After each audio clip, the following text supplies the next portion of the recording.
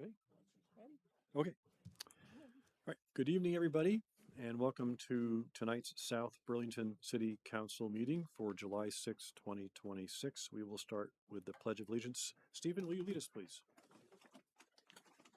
I pledge allegiance to the flag of the United States of America, and to the republic for which it stands, one nation, under God, indivisible, with liberty and justice for all. Thank you, Stephen. Item 2, instructions on exiting this building in case of emergency and a review of our technology options with Jesse Baker, City Manager. Thank you. So if there's an emergency in this room during the meeting, you can go out the rear of the auditorium on the left or right side and then turn left or right to get outside. For those joining us online, thank you for joining us as well. If you'd like to speak during any item on the agenda tonight, you can use the raise hand feature in the webinar, or you can indicate that you would like to chat or like to make a comment in the Q&A, and I'll have the chair call on you. Other than that, we are not monitoring the chat for content. Thank you, Jesse. Item 3, agenda review. Do we have any additions, deletions, or changes in the order of our agenda tonight? Because I have one if you don't. All right, so as you know, we received this late memo from the Finance Director, Martha Machar, regarding the FY27 grand list and tax rate with the final numbers that are in red. So if we could add an item 6F to the consent agenda to approve that municipal tax operation rate of 0.05345 for a total municipal tax rate of 0.551. That would be great. Any objections to that? Nope. Okay, so we're going to add 6F then. Going on to item 4, which is comments and questions from the public not related to the agenda tonight. Is nobody in the audience here who's from the public? Anybody online? There are a few folks online, but nobody is raising their hand. Going once, going twice. Okay, we'll move on to item 5, which is Councilors Announcements and report on committee assignments and the City Manager's report. Beth, would you like to start? Yeah, sure. Thanks. So I rarely have anything to say during this section. I'm usually pretty brief, but I have a few things I want to comment on today. So first thing is Energy Committee updates. There was a pretty long discussion. Oh, yeah, okay. I did that because I find, I find online, if you're online, it's very hard to hear. So I'm consciously trying to bring the mic closer. Yeah. Can you just turn the in-room mic down a little? Okay, sorry. Yeah, just the meetings that I watch online, I find it very hard to hear anyone. So great. Thank you. Okay. So so there was a long discussion about the state level Homes for All initiative, or 802 Homes. And apparently, this is the initiative where they hired architects to design 10 different homes, and they piloted it in they're piloting it in a couple of different municipalities. It was brought to my attention by a couple people on the committee that those homes, those designs do not comply with our South Burlington energy standards. We require the stretch code, and we require the homes to be solar ready. So I don't know what we can do to encourage them to include designs that are compatible with our energy standards. And I don't even know if legally we can require that. I think we can, but that's I guess a question that I have related to that. Other updates from the Energy Committee: there are the two new EV charging stations at the police department are now live. And there's another announcement around balcony solar. So as of July 1st, balcony solar is now legal in Vermont. Bettina will be working on some guidelines that she's going to put on the website. She received some information from committee members. So that's exciting. Anyway, I just wanted to announce that because I think that's, something a lot of people are interested in. And then we're planning for the September Green Community Festival. Another update that I have is that I was invited to go on one of the ICE tours. I don't know if you guys have heard of the ICE tours. It's a group of people who are trying to use satire to draw attention to the presence of ICE operations in Chittenden County.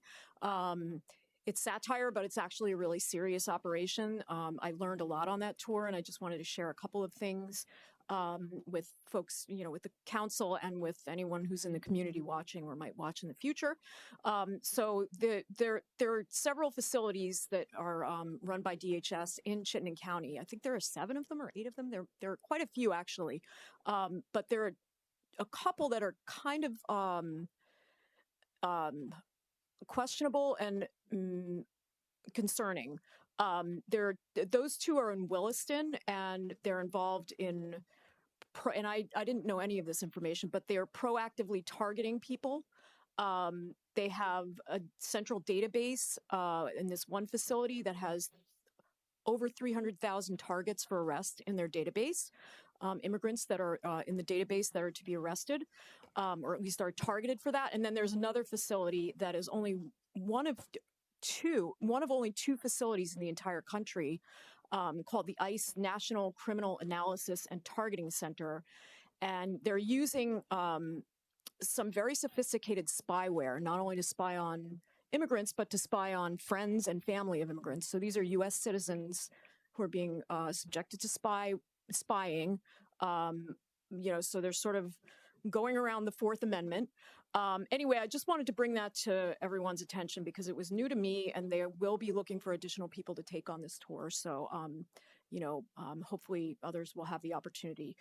The other thing that I learned on this tour, because I was on one of 2 vans that went out to these facilities, a couple people on the van that I was sitting on seemed to have misconceptions about what the city council and the city manager in South Burlington could or could not do with regards to 2 facilities that exist in South Burlington. There was this misconception that maybe, we were trying to turn a blind eye to what was going on over there. And, I had to sort of explain that, no, we don't have any, we can't tell the federal government what to do. We can't look into what they're doing there. So I didn't really have all the facts at my fingertips, but I was a little bit concerned that there may be some misconceptions out there that we somehow can tell DHS to leave or, close up shop, or that we have some authority to look into what they're doing there. So I just wanted to flag that to Jesse and the council. And then my final comments, and I'm sorry I'm taking so long, but we're talking about policy priorities tonight. So I just wanted to flag what's happened nationally in the past week as an illustrative moment for the community in terms of climate change, because there were horrible heat waves throughout the country that resulted in events being canceled. And, there was a wildfire smoke warning again on Saturday for Vermont. So there's wildfire smoke drifting in from Canada again. And since we're talking about priorities tonight, I just wanted to share my thoughts on this because, when we discuss things like infrastructure, the Bartlett Bay project, for example, it is a fact that the past is no longer something that we can look to determine what's happening in the future.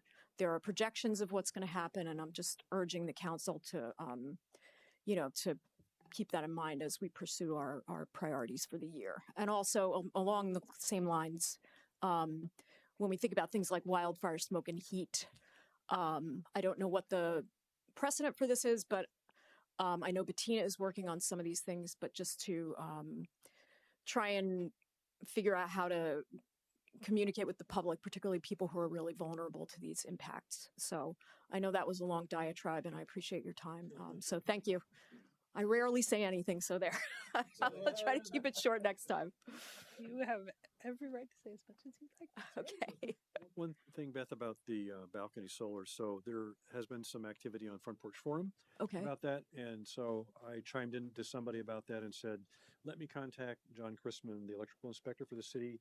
And here's his email address. And if you start an email chain, get him involved in that so he can dispel some rumors and also say what the city's position is on that, for inspections and things. Because there are definitely, if you were to do it, you're supposed to have a dedicated line on your breaker box, and if you don't have that, you'd have to have one installed that would require a permit and an inspection. And so he could chime in about stuff like that. So I don't know if the committee is talking to him at all, but I would, No, I don't believe they are. but if you, I if you don't. get a chance, Yeah, I'll bring right, that up. include him in a discussion if you need to. But Tina Yeah. will be looping him in on any guidance she issues. Okay. Yeah. Great. Thank you for that. Thank you. Lori? So I was away I think for the last meeting, if I remember correctly, but it's all a blur. I don't have a lot to report, except I will say that SB3C is really ramping up what they're doing and doing an excellent job, I think, in promoting and getting the business community engaged. And they're looking at how they can interface or co-promote with South Burlington Business Association. And so they're working on that. A lot of good things going on. And that just segues into my excitement about Luning's, which is going to be opening right across the street in a corner that is almost identical in shape to the corner they have in downtown Burlington. And I have this image of them being there and being across the street, having a city green where there are activities going on. And there are huge, exciting things going on in that regard. I do want to echo what Beth said about the weather. And I don't know if people have been paying attention to the El Nino that is forming in the Pacific right now. And if it develops the way the predictive models are showing, we are in for some really unpleasant surprises. And it's just the way things are going. And I keep looking at how we take little steps to move forward. And the IPCC and every scientist that's paying attention says little steps aren't going to do it. So climate is number one on our city plan. And I think it's going to be becoming a more significant issue. And on that same note, yesterday I was at Red Rocks Park at the beach with my grandkids and daughter and her husband, and the water was delightful. Even though the water in Burlington was flagged, the water in South Burlington was still fine and was actually clear and beautiful. The beach is not. And the beach used to be. There used to be lines that were put out so that there was a swimming area. There used to be a dock that was put out. We don't have a pool. We do have an incredible beach that, if it were paid attention to, could actually function. And it's been brought up a couple of times, but I think it's something that either we as council or staff or someone might want to reconsider. Maybe that's coming up in the Parks Master Plan. But I think it's an asset that we are really underplaying right now. I know there are a handful of days a year when it can't be used because of cyanobacteria. But when the beach used to be raked, it didn't have sand fleas, it didn't have algae, it had swimmable water, and it was a very active beach. And now it's sort of close to a dead zone at times because anyway, it's a little disappointing, and I would love to see us do something about that. We would need to upgrade the facilities first. Sorry. Yeah, no, I understand that issue, but it's probably easier to do than a swimming pool. So, and everybody wants a swimming pool, and here's a swimming opportunity that we have for our community. So I understand there are hurdles. I just needed to say that. Thank you. Thanks, Lori. Andrew? Thanks, Tim. Yeah, so sure. For city business, a little slow. Elizabeth and I met with Jesse to talk about a naming policy, and I think we made a lot of progress. So looking forward to receiving a draft of that, and I think we'll be able to move it more quickly than we anticipated, but more to come. I'm really glad that both Beth and Lori spoke about climate, because I do think it's incredibly important, and we haven't been, I think, and I fault myself for this, performing the leadership role that we should for the community in having people understand why this crisis is so important and what it's all about. And I just want to share, and not to pile on here, but one thing that came across my desk very recently, which was a report about the corals. It was reported about the corals in 2025. You saw this? And people, maybe it's like, under the radar, people don't know this is happening. 84% of the ocean coral reefs bleached in 2025. And the report concluded that that was the first global catastrophic tipping point, widespread bleaching and death of coral reefs. And it said the corals have reached a thermal tipping point, are undergoing unprecedented die-off that threatens the livelihoods of almost 1 billion people. So, like, our ecosystems are under this tremendous stress. And it's just going to get worse unless we focus on it and continuing to do all we can do to reduce carbon emissions. Thank you, Andrew. Elizabeth?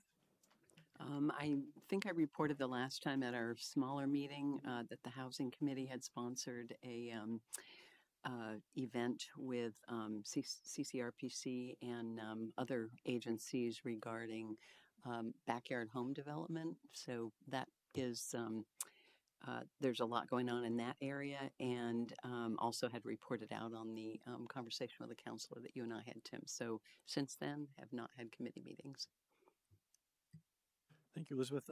I didn't have any either. So I'm just going to give a quick little comment here. At work, I'm friends with the president of the Islamic Society of Vermont, and they have their center on Swift Street. And if you didn't know, in the backside of it, they have a free medical clinic.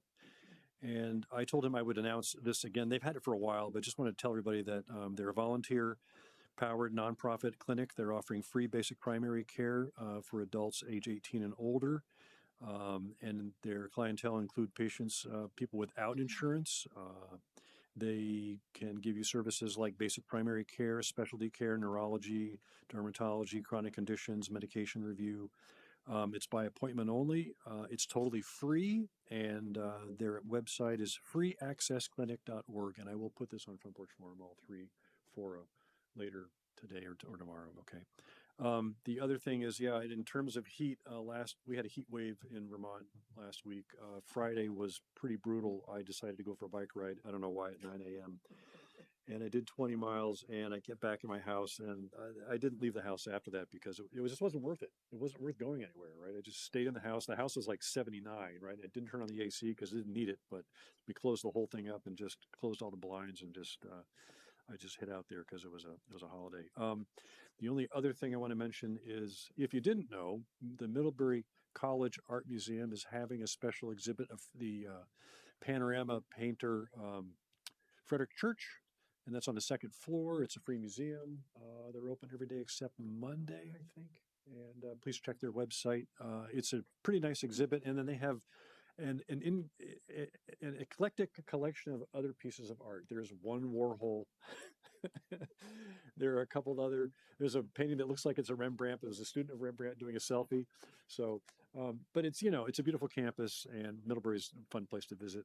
And I sat in front of the city hall, and didn't know it was the city hall. I thought it was a library, but the library is under construction. So anyway, so that's all I have. So yeah, thank you very much, Jesse.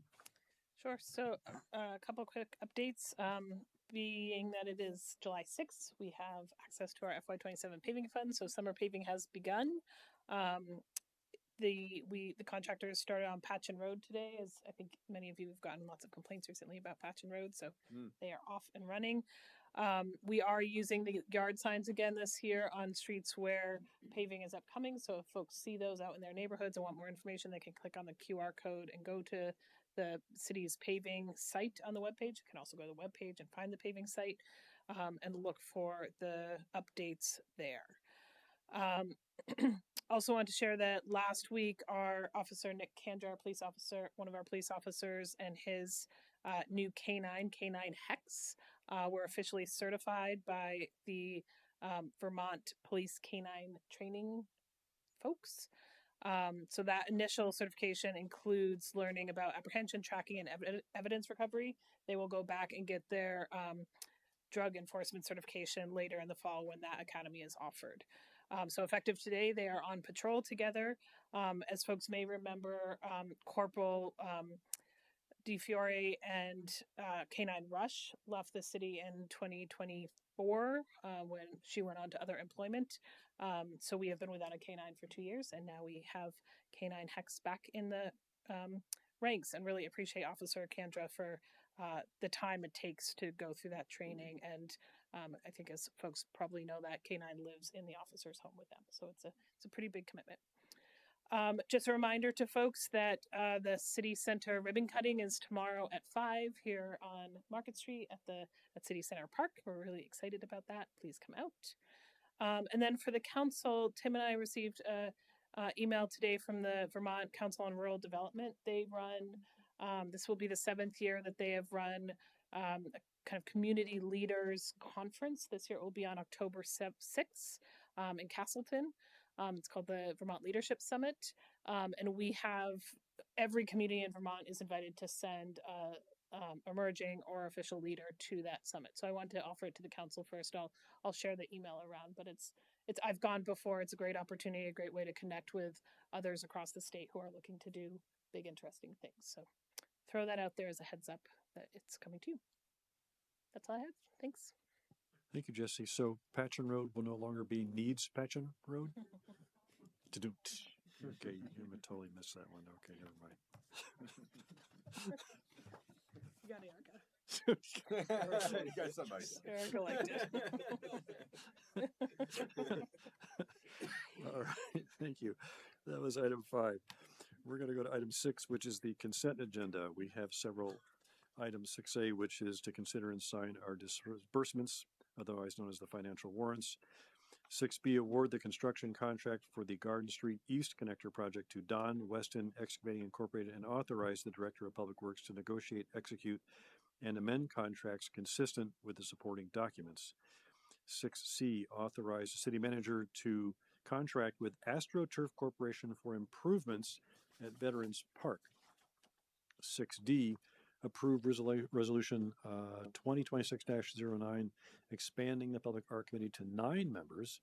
6E, accept a corrective warranty deed of easement from Yasanti and Janica De Silva to the city, conveying rights for the Dorset Street Shared Use Path project from their property's frontage at 1626 Dorset Street, which is known as Parcel 3. And then we inserted 6F, which is reapprove the new tax rate as updated with the education tax rates that came in late. Can I have a motion to approve the consent agenda? Motion to approve. Sec- We have a motion and a second. Is there any discussion? I would like to take 6C off for further discussion. 6E? C, C, Charlie? yes. 6 Charlie. 6 Charlie was the AstroTurf. All right. Come on so, down, Silken. yes. I just want to point out that on the Garden Street East Construction Award, this is tiny good news, but that project came in 26% lower than the engineer's estimate. We don't often see projects go that way. So because we did, I wanted to call it out. Announce it. Maybe we'll see Bartlett Bay go that way. Fingers crossed, knock on wood. It's already bid. It's already bid. All right. So we have a motion to approve A, B, D, E, F. All those in favor say aye. Aye. That's approved. Now, did you want to discuss 6C now? Yes, I had a number of questions about the rationale for expanding the field size, which is contributing to the increased cost of that. I had asked some questions about what striping was, what the additional costs of the project that are excluded from the proposal to include site work, subbase, parking, and storage building.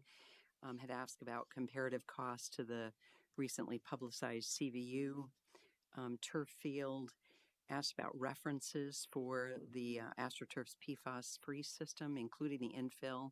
And then I was not clear on what the funding recommendation was for this project. So I felt like it was important to have that discussion, and I did get some answers, but I would like those to kind of go on the public record so we have that available to folks. And frankly, um, I am concerned that. Thank you, Jesse, for pointing out that we did have a project that came under the estimate, but we also have had a series of projects that are going over estimates or approved levels. And one recommendation, I don't know if this is the time to make it, but I think it might be good to keep a master list of the puts and takes on projects so that council has some visibility as we go into the budget planning, as well as when we're approving individual projects that might be over a budget, that we have an idea of what the collective impact of that is from a fiduciary responsibility standpoint. So those were my questions. Again, just would like to make sure that is available to the public as well. Did you want more discussion about the funding mechanism? I did ask about the, oh, you mean Yeah, in did you want terms to of ask that? that now? I have asked a specific question about what the recommendation Yeah. is for funding on this particular project, but I do think, I know I'm advocating right now for having some kind of running tab for projects so we have an understanding of what's over, what's under, and then what are the funding mechanisms, or are there open funding issues with certain projects that need to be resolved. Are you also concerned about the payback period that was originally told to us based upon rentals and things like that? We'd been told that To me, that's all part of the modeling. It's part of Yeah. the model, yeah. So I also just want to understand the sizing, and just to orient, was the original field designed to be like the size of a football field, lacrosse, soccer, baseball? Like what use was intended, and what use could the new field now be put to? I just want to understand what choices we're making here. Mm-hmm. So Silken Kirshner, Project Manager of Transportation and Open Spaces. Nice to see you all again. As for the size, when I did the ballpark quote that was in February of 2025, sorry, I should refer back to my agenda cover. The original quote was for an average size of fields out of veterans. So there are a number of fields that it up, range from about 180 by 300 feet to as small as 135 by 210 feet, 120 by 180. So I used an average of those fields when I was just getting a ballpark quote to see if turf was in the realm of a possibility. And then when we went back, it was determined that two of the existing fields most adjacent to where the turf is going to go are that same square footage that we're proposing, the 330 feet by 190 feet. And the additional square footage beyond that comes from the 6-foot buffer around such a large square footage. I'm doing a worse job explaining in words than I did in my email. So that doesn't, I'm sorry, just the playability. I wanted to touch on that one in the next one that had to do with the striping, because striping was okay. So the striping aspect, it was an $8,000 increase in the first package of striping to the second package of striping that you've seen. Totally different sports layouts for the two, and it is inclusive of labor materials and all of that. It's a right in the grass blade material, so it's not something we could stripe separately ourselves after the fact. Striping for soccer and men's and women's lacrosse was included in the original quote, and in May 2026, our rec department coordinated with AstroTurf to request unified lax field hockey and 2 9v9 soccer, which would work for all of their programming needs and everything. So is that 3 sets of striping? I am not the sportiest individual, but as I understand it, it looks like 2 separate games of soccer could be played as well as 1 lacrosse game at a time. And field hockey. Field/lacrosse. Yeah. Yeah. So I'm sorry, so the field that we had priced would have supported what uses, and the new size field would support what uses? previously quoted would have supported soccer and men's and women's lacrosse, whereas the currently quoted would support unified lacrosse, which I believe is either men's or women's, field hockey, and 2 9-versus-9 soccer. Oh, okay. 9 versus 9. So, okay. Larger field, more versatile for our community, better meets the rec needs. More expensive. They're very popular.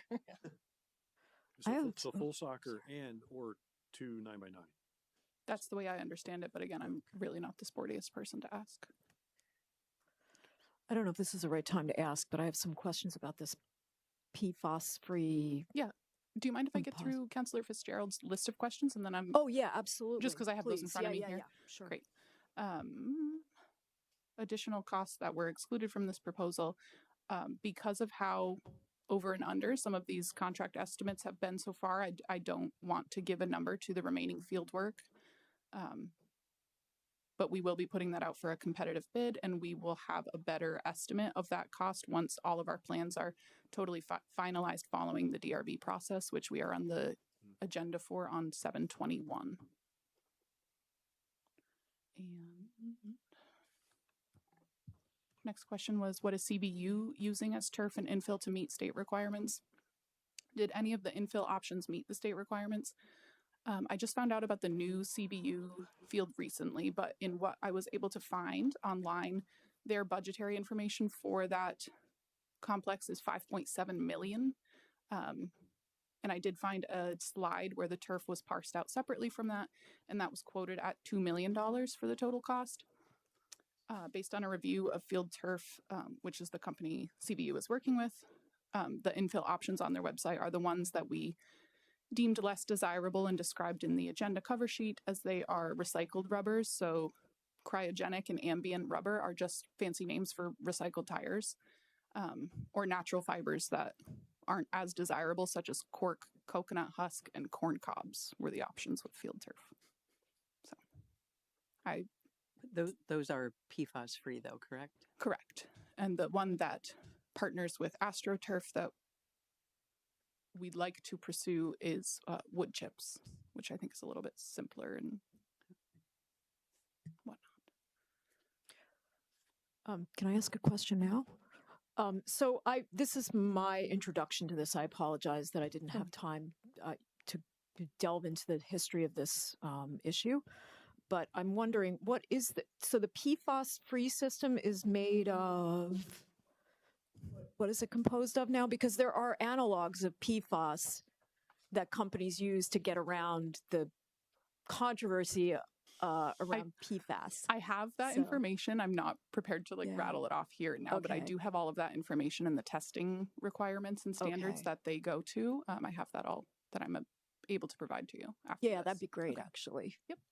But it's a wood chip based filler. It's a wood chip based fill. It's not. So There's it'd be no the pipes synthetic and grass ground up and then tires and okay, exactly. okay, And that's so the infill wood chip product is called Brockfill. okay. And that is my main reason for pursuing with AstroTurf, because of the Brockfill, because it's the wood versus using something really proprietary out there like corn cob husk or Mhm. cork or what have you. And then the other crumb rubber, well, they say it's not crumb rubber, but it's still a recycled tire or recycled shoe soles. Yeah, And it's so how do you incredibly sort out toxic what stuff. shoes have PFAS and what shoes don't before you recycle them? And that's why I Yeah. think Okay, the Brock Infill is our best option. got it. So and that's what the turf is made of. No, is this- the turf still has that like synthetic plastic blade of grass as well. and that's so then the PFAS free. Is that Yes, PFAS that free? is where I have like the testing backup that does say it has no PFAS, but whereas the Brock Infill is wood. Got and it. it's okay. they sieve it and they tumble it so it gets smooth edges and it Got it. Okay. Yeah. Yeah, it's a if you very could interesting email me that process. Yeah, information, I've I'd learned a lot about appreciate it. Yeah, I'll share the testing requirements and everything with you after this. I have a couple more questions here from Councilor Fitzgerald's list. So do we have references from other users around the country for AstroTurf's PFAS-free system, including infill? I have contacted a few prior customers, one of which did call me back and I was able to speak with. This was Ben Waldrip, the ground superintendent of Somerville, Mass. I believe they have about 5 of these fields in Somerville, Mass. And overall, he's had a positive experience with them. He's been the ground superintendent for over 10 years, and that's how long they've had these fields. He has no problem, and he would recommend working with AstroTurf and Brock Infill in the Silken, do you know what they used for infill on their fields? Brock Infill, the wood chips. They did use the wood chip. Okay. And then the last question I have here is the recommendation to use CIP reserves or unapproved impact fees to fully fund this project? There is not a specific recommendation for funding this project currently. The ask tonight is that we work with AstroTurf and secure the quote presented. We have laid out options for funding this project, which could include CIP reserves, including these improvements in the recreation impact fee ordinance when it is updated in FY27 and or adding the remaining necessary funds in the FY28 budget. We will have a more accurate cost estimate for the full project once we are done building the FY28 budget. So am I correct that order of magnitude, this part of the project, which is really the turf and the infill, is about 80,000 above what was discussed prior and primarily related to the size of the field? Or is it also the infill material? I believe the last time my cap was 500,000. I believe that was the cap, which the quote currently is 475. Okay, so it is a little bit over. My memory deceives me. So yes, you are correct. It is over that. Is that about right then? Is the way I'm looking at it? That what's being proposed is a request to contract up to 543,000. No, that where's you seeing 543? he's looking at the cover sheet on the fiscal impacts. That's the total available funding for the project. Right. So does that include the unfunded items that aren't? So out of the 542, we would have an additional about $67,000 remaining for the remainder of site improvements, including the turf and installation. So the total cost of turf with installation is the 476,170, and the total available funding as it stands is the 542,915. With an excess. Because the 476 excludes site work, turf subbase, parking, new storage building. Correct. Did we do, I don't know, any kind of evaluation that indicated we needed the bigger field? I mean, we had an extensive discussion about this field, and you know, we saw maps and how it looked, and you're kind of coming to us now. Oh no, I know we need a bigger one, but like, how did that? So it is the same work? exact size as the fields that are just adjacent to the existing gravel lot that's out there now. That field so the 2 fields most close to Swift Street are that exact same size as what we're proposing. No, I understand. I'm just saying in terms of the process, right? Honestly, I mean, we didn't really talk about how they compare to other fields. We need a field. This is what the field can do. This is why. And now on the consent agenda, we're learning, well, we need a bigger field. And I'm just trying to understand that process, right? I think it was a staff-based recommendation between Public Works and Recreation to mirror the other field that was there. I don't believe we did any other community engagement beyond that. Correct. I did present at the Rec and Park meeting. What month was that? I did go to a Rec and Park meeting with the design plans, and I had a full conversation with that committee and incorporated input with them. The size of the field didn't come up there. I understand your concern.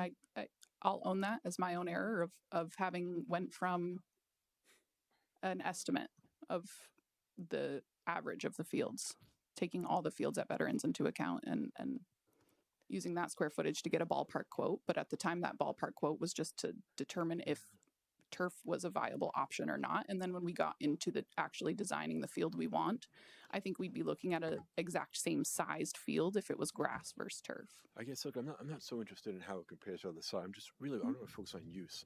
The old field can support soccer, football, lacrosse. It can't support 2 9x9 soccer games at the same time. Do we play 9x9 soccer in this town? Do our schools, like, I mean, do we know that we need the bigger field? So Silken, let's back way up here. What happens if they don't approve this contract, if they don't authorize this contract to move forward tonight?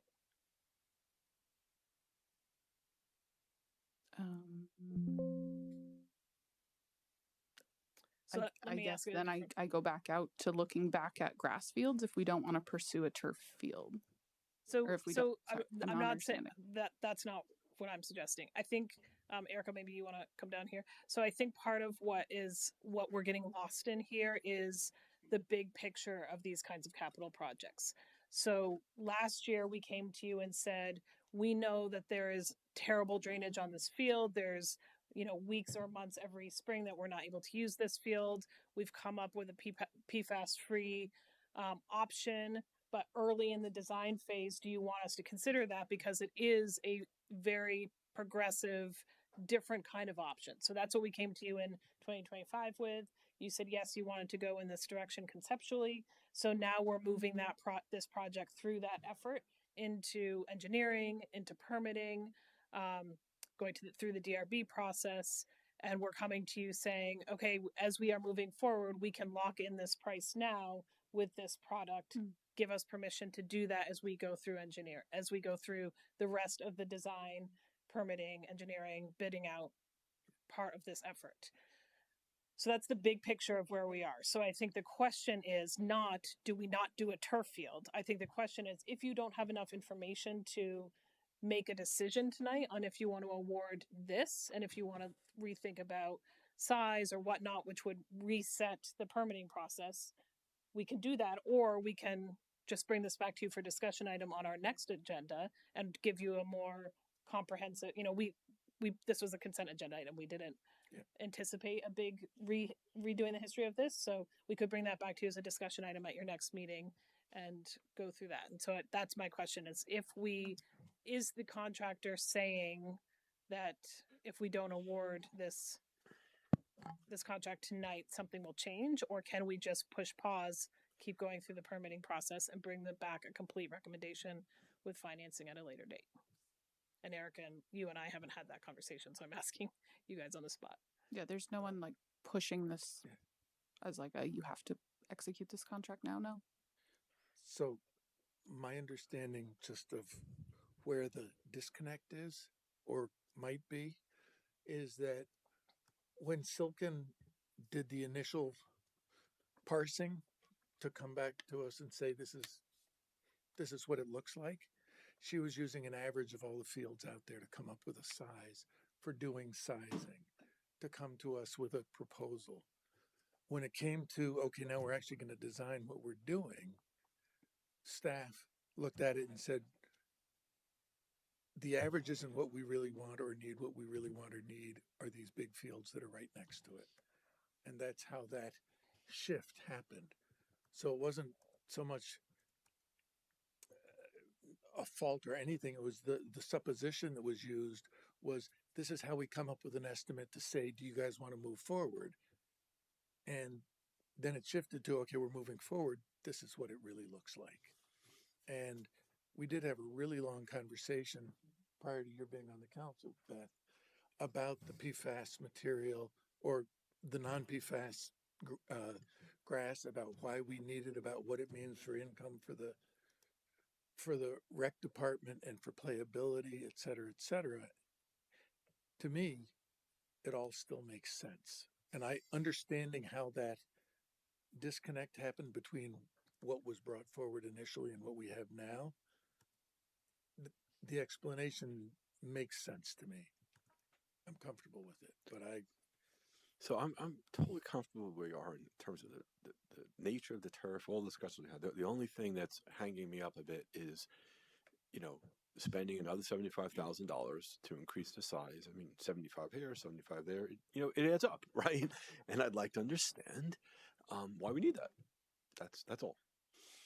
I Let's think say that the cleat has finally hit the field, so to speak, right? When we talked about this initially, it was conceptual, right? And it went into the the abstract notions of, what type of material should they be, PFAS or non-PFAS, and we gave guidance for that, right? Now we're being presented with what they believe is the best design that serves the needs of the city and all the athletes that want to use this resource, right? So I haven't really heard that, Tim. well, And obviously, I'm inclined to trust our team that did their due diligence and said, this is the best use given where we are and given the scope of this and what it's going to be used for the next umpteen years.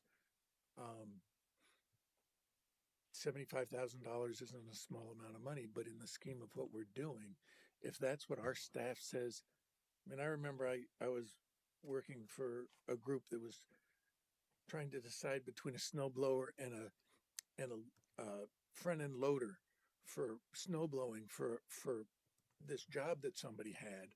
The person who had the job wanted the front loader, and the powers that be said, "Oh, we ought to get the snow blower because he can just dress better for it." And it's like, let's do what the people who we've hired to look at this are recommending us to do.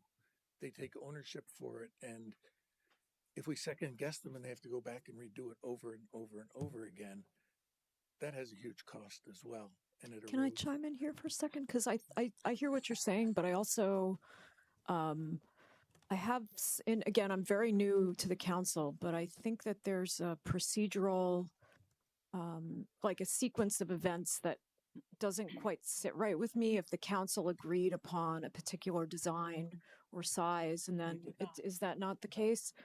Okay. I think that like that should be If that was the clear case. before the final, before the final decision is made to award thought the we contract. did. The estimate was based on the size. What's That was no.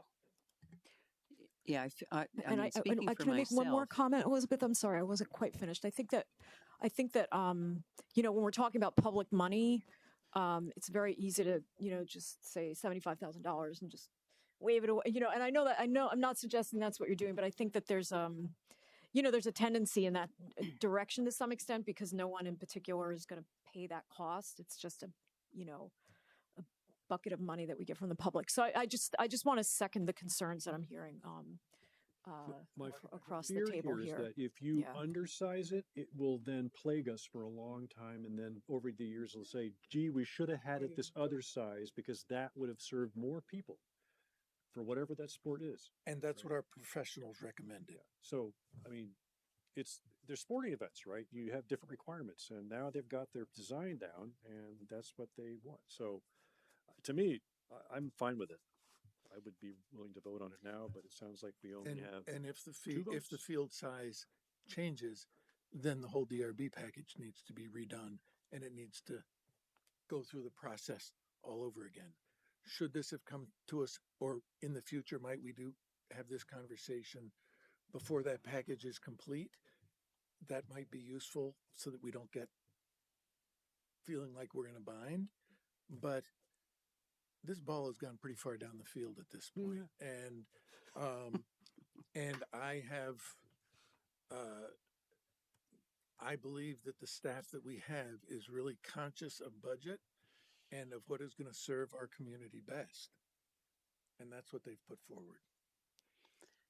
yeah, if I can, I'm the one that asked a lot of questions, and it is not because I don't support the project. I think it was trying to understand what the rationale was for the size change. It was trying to validate that we had, there was some rationale for the infill choice beyond, practically speaking. We talked to one other person who uses it, and we don't have primary user experience with any of the other infill options, which might be equally PFAS free, but less expensive potentially. I don't really know that, but I think what I'm really saying is when we did see a picture of a field, and that's when we initially talked about this. There was a diagram that showed a field, so something changed in the scope that brought it here tonight, which I don't have an issue with order of magnitude. I really am just asking questions about what the thinking was behind the changes, and probably more importantly, saying to all of us, I really think kind of keeping a running tally of where there are puts and takes on projects that we're approving, to say yes to this project may mean we can't do something else down the road within a budget that gets presented to voters in the future. So I'm just trying to be cognizant of the fact that we know a lot of things are more expensive when they, get penciled out to this stage, but we're being asked to approve it now to take it to a contractual agreement with AstroTurf, and some things have changed. To me, it doesn't change the discussion we had previously in terms of moving the project forward, but I do think keeping that running tab will allow us to really understand, gosh, when we make these decisions, there may be the sum of several decisions that back us into a corner to the point where it's beyond what we believe the community can support. So I personally would like to hear more from staff about the incremental uses that the bigger field can support and why we think we need it before I move forward. Because I just haven't heard that. I've heard we can do more with it, but I just haven't heard that analysis, Laurie. So it sounds like we don't have the votes to pass this. I don't know, Beth, what your feeling is, because if you don't, we'll put it on a future agenda. I think we do have I the think we do have Do the we? votes. Yeah. I think we have Yeah. the votes. I think you have the votes. I might abstain though, not because I don't support it. I just don't know it well, and I don't know the issue well enough to feel like I'm making an informed decision. Well, So I it might mean, just- we have a choice of putting it, if you want to get a diagram of the exact field and what it looks like, right, and the It's reasoning not a behind it. diagram. It's more information, Tim, about. Well, that's what I'm asking. Do you? I mean, is that what why you not want to make see at another why not agenda? make it double the size? You can even support more. I just feel like we're just kind of making a decision about $75,000 without a lot of information. So what But I- information do you want next time if we put it on a future agenda? What uses the size of the field could have supported that we saw it in the diagram, and what new uses can this new size support, and why do we think those new uses are something the city needs to avail itself of? So for me, I trust our staff to have made a decision based on sound judgment, and I'd like to put forward a motion and see what happens, because Who would make the motion? my motion would be to approve as presented. and I will second that. We have a motion and a second. Is there any other discussion? No. All those in favor say aye. Aye. Aye. Beth, I'm abstaining. you're abstaining? I'm abstaining. Okay. Yeah. Okay. All those opposed? Okay, so it's 3 ayes and 1 nay and 1 abstention. Yeah. Okay. So motion passes. All right. Thank you. Thank you, guys. Now moving on to item 7, which is possible approval of the FY27 policy priorities, strategies, annual work plans. And you all have these glorious large sheets here. Hope you went through them with a fine tooth comb to find all the things that you put little post-it notes on. I still have my post-it notes. Okay. So Anna is here with us as well. What you have in front of you is what staff has put together following the working meeting between staff and the leadership, or between the leadership team and the council, the changes we made in the room, and then a revisit by the full leadership team to ask ourselves the question of, can we make some progress on all of these things this year? And what you have before you is what we believe we can make some progress on this year. I do want to note that we are going through a lot of staffing changes in several different departments. So the person leading it right now is the person accountable today. That very well may change over the course of the year, but ultimately that's my authority to assign staff as I see fit. So I don't think that should change anything about how you look at it. I am happy, and Anna's here as well, to walk you through some of the changes we made in this document from what you saw at the working meeting, if you would like. Sure. But I know you all have spent time with it as well, so I don't need to take the time if that is not of interest. I would like you to go through that. Okay. So we did some wordsmithing here and there. We also, as you know, tried to align what you saw on the walls at the working meeting between the council, how the council defined things, how staff was going to deliver on things, and what we were going to ask the committees to do. So some of the committee work plans have shifted around some language, but hopefully the concepts are the same. Specifically, what you changed in the room was in the planning for a recreation center, really focusing on partnerships and who else we could have those conversations with in partnership. You moved on to the recommended list under the building code inspection for climate change, having a conversation about whether that would require a charter change. You added in not only completing the building and thermal implementation plan, but in parallel to that, having a conversation at the council level about, are there sub items within that future implementation plan that you want to focus on more immediately?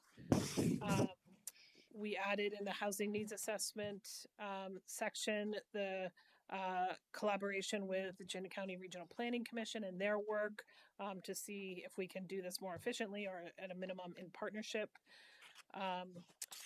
We added language at your request around using the open space fund to discuss the purchase of available property. We moved the pennies for path discussion onto the recommended list, both to start talking about when the expiration of that penny, as well as how a future allocation could be used for other eligible expenses like maintenance. And then you asked us to move from the bike rack to the recommended list, the vacant building and graffiti ordinances. And you will have we will put that on an agenda for you to have a future conversation about. So those were the significant individual actions that were adjusted. And I think Anna did a big crosswalk between sticky notes and the document. So I hope most of the things were included. So Jesse, can I ask a question? Always. Okay. Actually, I have two questions because I understand this is sort of, this is your description of what you think the staff will have the resources to complete No. in this fiscal year. No. Okay. That's what I understood from What you. we're working on. This is what we're working on now. Okay. Many of these are multi-year Oh, projects. this is what you're working on. Okay. So I saw a couple of things that we talked about, and there was pretty broad support for, or at least nearly unanimous support for in the planning session. Is this the time to bring those up if I don't see them on the list here? So one was the conservation easement on Hubbard. I don't see that listed here, and I know there were some issues around finding someone who was willing to carry that easement for Hubbard Park, but I think that was something that there was agreement on. And the other thing was I don't see any discussion here of the tree protection plan and the discussion that we had about the tree protection plan. Volcanoes. The mulch volcanoes and the other tree related issues that we talked about, as far as, trees being expensive, valuable public assets that are frequently damaged by landscapers and homeowners who don't, who probably just don't know how to properly care for the trees. So anyway, that's one thing that I wanted to bring up because I don't see that listed here on the priorities list. So two things, want me to adjust those directly, or do you want to have more of a conversation? We'll address them. My understanding was that the easement on Hubbard was actively being worked on by staff and is still actively being worked on by staff, although we have not found a partner to move it forward. Yes. So I would think that would be on this plan because it's something that is still in intention. So Anna, are you with us? I am here. Okay. Yes. So can you pull up the core government spreadsheet? So because I don't have that in front of me, and look for both of these items. So I think Yeah. we did not attach that to the agenda, to this agenda. But as you remember in the working meeting, there was a whole bunch of stuff that was submitted by the As core committees government, yeah. and by the counselors that we now interpret as core government. That's part of the kind of iteration of this project. Is Okay. this is really capturing what's new this year or what's emerging or what requires policy discussion. And so I believe that Wheeler, well, one, I think you've already taken enough votes on Wheeler that like it's established policy. We don't, Hubbard. sorry, Hubbard, sorry, God, sorry, Michael, me tag. Hubbard, that it's already in policy Yeah, direction okay. and we just Yep. need a willing partner to do it. And I believe the broader conversation about tree protection is also on the core government ones. But Anna Okay. can confirm that. Yeah, the tree I can confirm is on core government. We had that conversation about that being part of core government. I do recall the Hubbard item, and I'm trying to find it now.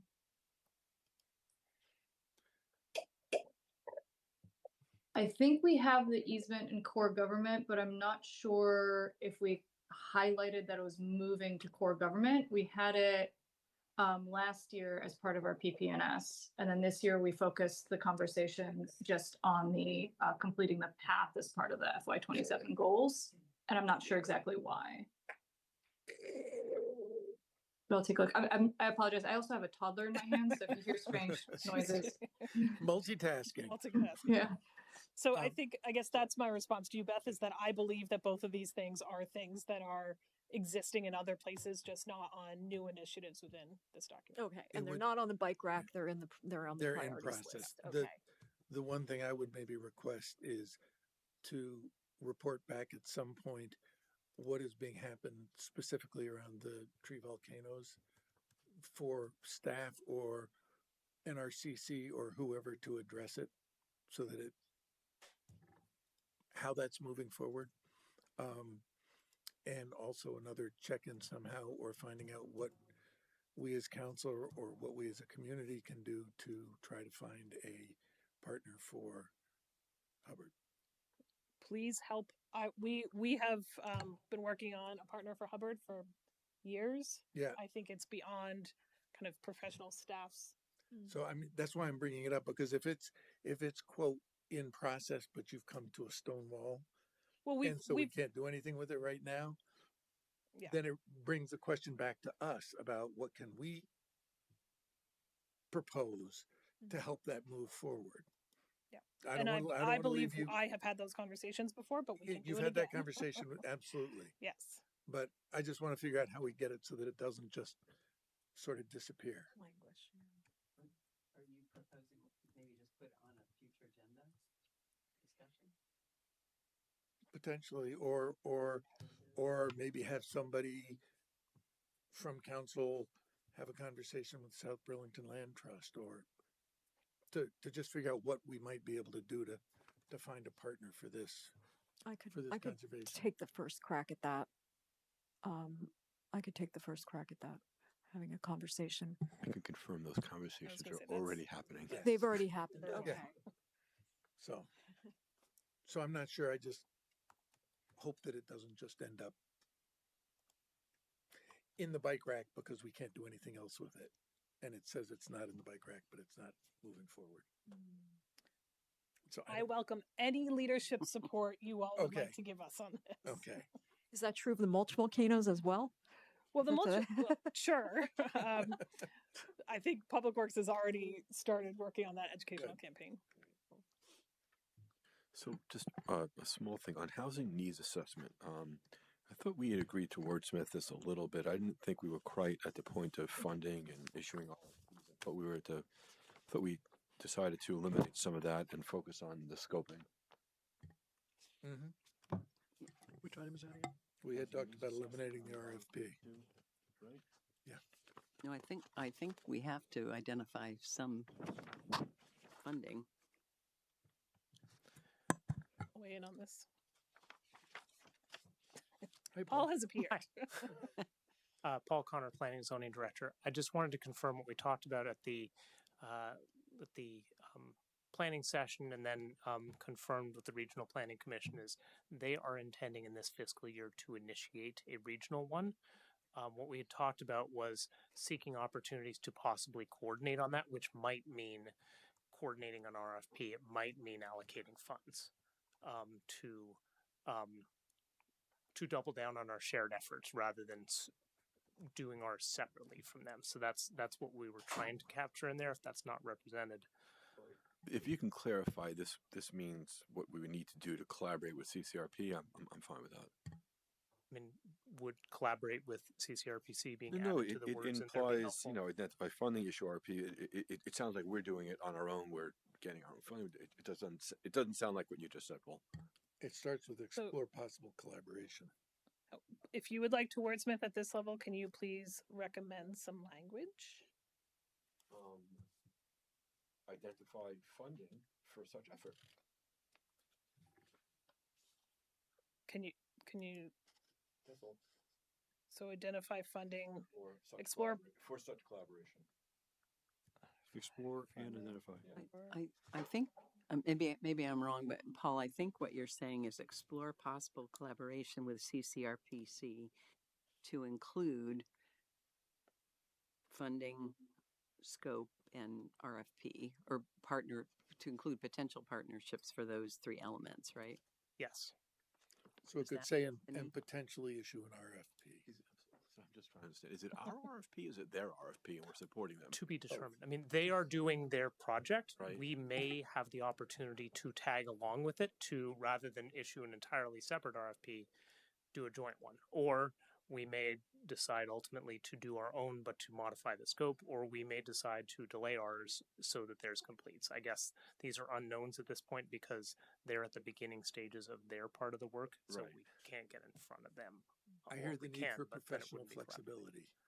But what you'll you're come asking back to us before we choose one of those options. If you'd like us to, we can. Yeah, I mean, Please. there are components of that. We do have a planning consulting budget that wouldn't necessarily go to council automatically, but if you would like us to come back, we are happy to come back with a game plan. Is it that you just want to know what the plan is going to be? Yeah. Okay. I'd like to have an opportunity for us to weigh in. Yeah. So Yeah. if we can weigh in, I'm fine with these words, I suppose. Do you want your housing committee to weigh in on that? I thought they were. So, okay. I'm going to back up again. Can somebody please tell me what your proposed FY27 staff action language would be? I think, which captures what Andrew is saying, and I think what Paul intends is explore possible collaboration with CCRPC to include potential collaboration on funding, scope, and RFP. But it won't be, That's fine. that doesn't limit what the housing committee might recommend. Is that fair? Can you say it one more time? Just to see if I can Oh, catch it. no. Come on, you You can want do to it. wordsmith? Let's have- wordsmith. Do it. I have explore possible collaboration with CCRPC to include potential partnerships on funding, scope, and RFP. Great. Thank you, Anna. And would we want some sort of comparison between scope if we were to partner with them versus if we were to not partner with them? Would that be something that would be included in that? Because it would be useful to see, sort of a side by side of, what the scope would be, what the cost would be if we collaborated and if we didn't. I mean, my feeling on that, Beth, is we're going to figure out what CCRPC's timeline is and their scope, but the housing committee may be coming up with a recommendation that either complements that work or differs from it in timing or in scope as part of the ongoing work that's being done. So I don't see them as a side-by-side comparison as much as a piggyback, or be more distinct based on if CCRPC is going out 3 years, for instance. I'm not sure the housing needs assessment would go that far out from a South Burlington standpoint. But is that a fair statement, Paul? I think it's fair to say that the RPC will be preparing a housing needs assessment for Chittenden County. Whether they choose to do some subregions within that or not, that's to be determined. There will most certainly be information that is useful of their work that we can connect into. Whether we want to formalize that connection or we want to develop something that's complementary, I think is to be determined. We wouldn't likely be in a situation where we're doing something that is unrelated to their work because we're all on the same general effort. So I don't know. I mean, ultimately there will be recommendations and ideas about whether we choose to do something that is connected or not. I'm not sure it's two different projects though. Might have a little bit of a different scope, but I don't know. It's too early to say, honestly. Okay, so there'll be future discussions about The the housing direction of committee this. is definitely has that as a top thing on their work plan this year, and they are fully understanding that it is not a funded subject yet. They're exploring what this would look like and how it could be shaped. Any other comments or subject matter? I had a couple modest ones. I wondered if, just for purposes of accuracy, when this is published on the website, should there be a dollar sign on the bike ped bridge over I-89? Because there is some incremental requirement there. Which page you on? One. Pardon me? Page one, right? Yeah. He asked what page. And then I wondered if it was odd to me that the bike ped committee was called out on the naming policy. So I thought that was going to be more of a council driven. Yeah, what was the input on that? It's I don't know what it is. Big problem, right? They are very interested in naming the bridge. The bridge. It's Yep. about the bridge. Yeah. Right here on 5. I don't think they should be called out. Yeah, it was. Yeah, I saw it too. I think they should just be part of the process when it comes up.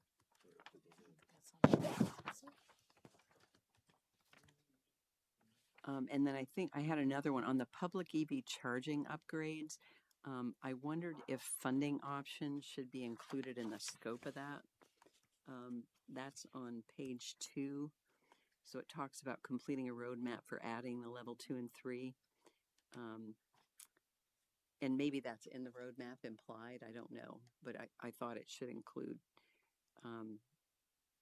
if it's not implicit in the roadmap, just to mention funding options. We can certainly, I think this includes criteria to make roadmap possible to implement over time. To me, that reads affordability, but if you would like that. No, I don't think, I mean, if Financially everybody's affordable, in agreement that it's implied in that, I think that's fine.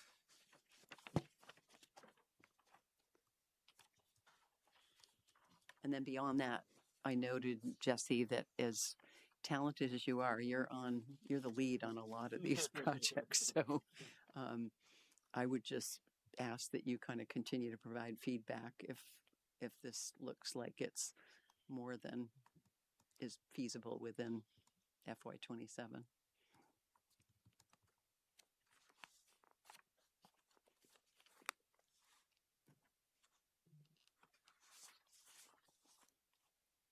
In August, you get some help. Mhm. Yeah. Beth, Lori, other comments? You're good? Yep. You're good too? Yep. Great. I thought you guys did a really nice job on this. Yeah. Really no, nice job. It was a good process, and I appreciate the hard work because there's a lot of work in here. So do you want me to summarize? So I would like you to adopt, well, I guess, are you ready to adopt them with specific changes you've made tonight? And if so, I can list what I think those specific changes are. Sure. Yes. Yeah, lift those. So somebody could make a motion to adopt as presented with the changes of changing the wording on the housing needs assessment to that Anna said, to put a dollar sign on the bike ped bridge action item, take the bike ped committee out of the naming committee action. And I think those are the three formal ones you talked So about. moved. So moved. Second. So we have a motion and a second. Is there any other discussion? All those in favor say aye. Aye. Aye. Aye. It's unanimous. Thank you very much. And thank you. Thank you. And thanks to staff. Thanks to Anna. Yes, thank you And to Anna. everyone involved. Big lift, Anna. Thank you. It's nothing like, we Thank you love very much. spreadsheets. Boy, we love them. We pour over them. Moving on to item 8, which is receive and hold a first reading of an update to the transportation impact fee and possibly set a public hearing for August 3rd, 2026 at 7:15 p.m.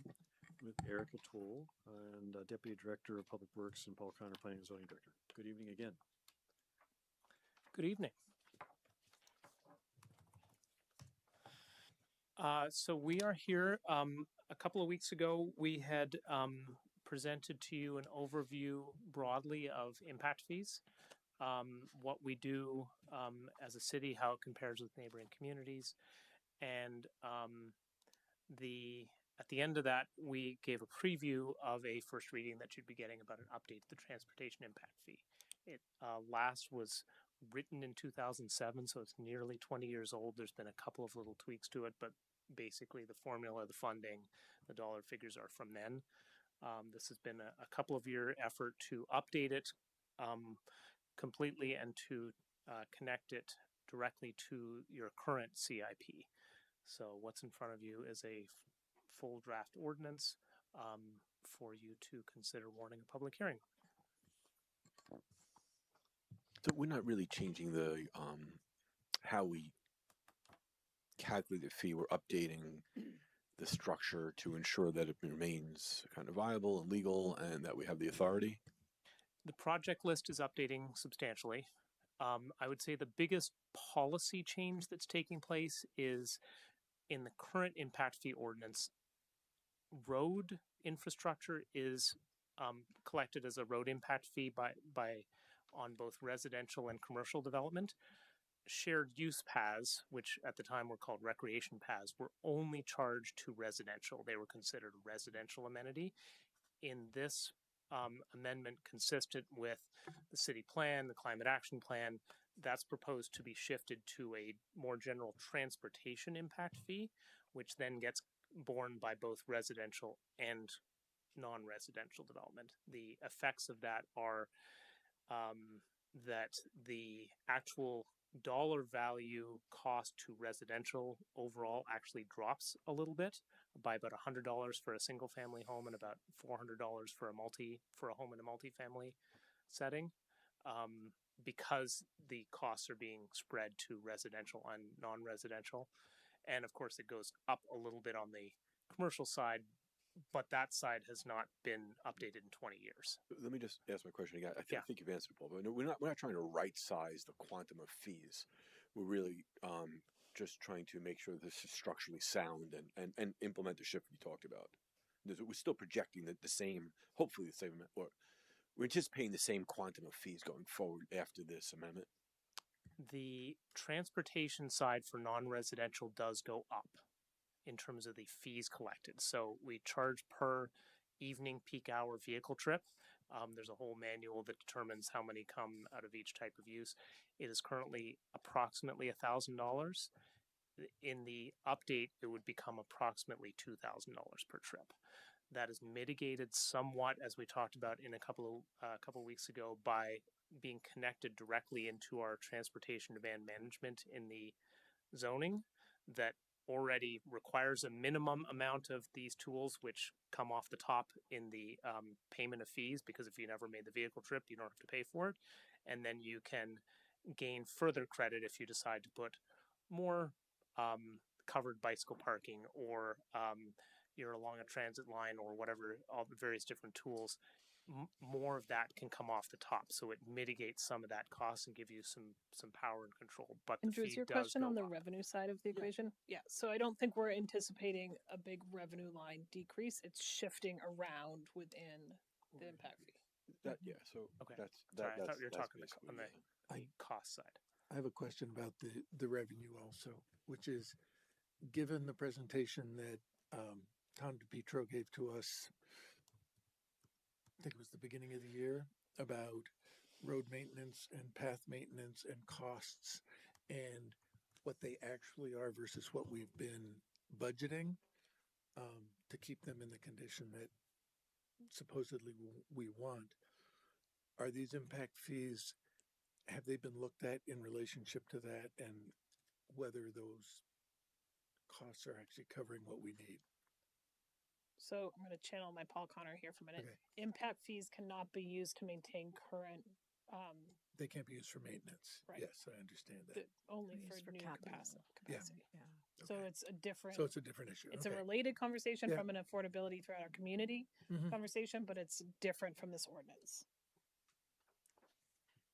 So I think So, this makes a Paul- lot of sense. I think it's very much aligned with our city plan and encouraging passive transportation and infrastructure to support that. So thank you for the careful, sensible work on it. I just had a couple of like definition questions. Just what is a pass-by rate? That's Sure. Do you want to cover that one? I can take this as the resident traffic engineer. So once you using that, the Institute of Transportation Engineers puts out their trip generation manual. It says this type of land use creates this many trips in the evening peak hour, and then there are various types of reductions in that number of trip. And a pass-by trip is a good example of one is for like a drive-through restaurant or an ATM is someone who is on the road driving by. They were not planning on that. It was not their original destination, but they choose to stop by on their way. so it's a detour. Okay, got it. It's an unplanned trip Unplanned, because got of it. convenience. Okay, That's got it. probably the best way to describe it. And then person miles capacity. I know this doesn't matter, but I read every line, so I figured I would ask my questions. So it says the funded capacity does not exceed the current standards of 10,168 person miles capacity per user, et cetera, et cetera. So this one is based on each type of facility has a different capacity. A roadway, we look at vehicle capacity typically, but on a path or a sidewalk, we're not going to be talking vehicle capacity. So that's going to be person mile capacity. And so it's based off of what we currently have, what we think we need, and what the impact fees will help us to build. Okay, got it. Thank you. I can define traffic engineering stuff all night if you'd like. No, I was curious. Yeah, okay. I have other questions. I can just email you. Yeah, thank you. Yeah. I had a couple of questions. Sure. Are all of you had mentioned, Paul, the various incentives like revenue offset credits for property taxes, TDM actions, are those all still in place with this particular impact fee? So the property tax offsets so that we don't double count are included in there. Yeah. The credits that you can get for having built the infrastructure as the private entity is in there, and the third one that you just mentioned is in there also. The TDM. So anytime you demonstrate through your development review that you have done something to reduce the number of vehicle trips, you don't pay for that trip. One of the specific tools that is was reviewed and intentionally put in here is this is charged on vehicle trips only. One could theoretically have an impact fee ordinance that charged all trips. This incentivizes applicants to move away from single vehicle or vehicles period, because every action that you do that has people taking another mode, you don't pay an impact fee for it. So it's incentivizing that as the city plan and climate action plan. And one of the things that was hard for me to understand with this is it consistent with the economic development strategic plan goals on the commercial side? Because it does look like a doubling of the impact fee on the commercial side. So I think, this is a policy question of how one balances all the different needs in our community. I think that's why 2 weeks ago we came to you to start to talk about how do we pay for all the needs in our community. Those are needs also identified in the economic development strategic plan, that we have strong infrastructure to support our growing community, and how we assign that out to all the different tools. Is the conversation, given that the fee here does increase, but the last time it was set was in 2007, I'm going to guess that from construction costs, we've probably at least doubled since 2007. So while it's a jump, had we been keeping pace regularly, we might already be there. Mm-hmm. And then how about the affordable housing side? At this time, there is not a specific carve out for affordable housing. The only impact fee that has that specific carve out is the school impact fee. Mm-hmm. So all types of development do pay it. However, there's a couple of mitigating components to that. Oftentimes, affordable housing, not always, but oftentimes it's found in a multi-unit setting. The Institute of Traffic Engineers calculates housing in a multifamily at a much lower rate, right? Between a third to a half of the number of trips generated from multi-unit compared to a single unit home. So then instead of $2,000 a trip, it becomes $1,000 a trip. I think though that the data that I saw said that lower income households, one, didn't make as many trips, period, and there was a sort of a socioeconomic impact on the vehicle trips, correct? I guess the straight answer is the state law enables municipalities to adjust for specific affordable housing. This one does not. Does not. Other than, like I said, in the sort of baked in formulas, but there's not a policy action to say as a result of either a policy choice or having done a deep dive into the number of vehicle trips per affordable household versus a type of housing. This one does not propose to include that. And then are other municipalities using the peak hour vehicle trip? Yes, that's a pretty methodology? standard method. Okay. Yeah. And the last question I have is, can you describe it sounds like one of the changes is there's project substitution. Can you describe what is intended by that? Sure. Do you want to cover that one? Sure, I will pull up the memo. So an important piece of this update, and also getting to the first question about some of the structure, is that there are a lot more tools at our disposal with this update. One of them is the project substitution. If we wanted to change out a project, whether it was completed or we said this one is no longer a priority, we want a new one, we would have had to bring a full ordinance update to you to do that. Based on this update, you would be able to substitute projects and a few of the other pieces laid out in 2A just by resolution, as long as we are maintaining the person capacity that the original list that we have right now is maintained. Great, thank you. I've got one more question, which is a curiosity question, and I don't think it's going to change what's here. But is there a way with these impact fees to be able to progressively incentivize development where and how we want it and disincentivize development that we don't want? For example, if housing development is happening in the city core in a dense manner, their impact fees are going to be lower than a housing development out in the southeast quadrant on quarter acre lots with et cetera, having those which actually will have greater impact on our roads and our infrastructure than this development in the city will. Is there a way to do progressive structure into it so that people building the type of house we really want have really low impact fees, and the people that are building the types that we're trying to discourage because they're having a greater economic impact on us, that they actually pay a greater fee, so that we can use it as a tool to help move our development in the direction that we're really trying to encourage? I think the way to I'd answer that, and feel free to jump in on the impact fees themselves, is to go back to how this has been integrated with the updates that were approved to the land development regulations. There are a variety of ways to get credits on your trips. The most in our the easiest way to get credit on your trips is to be along a transit line.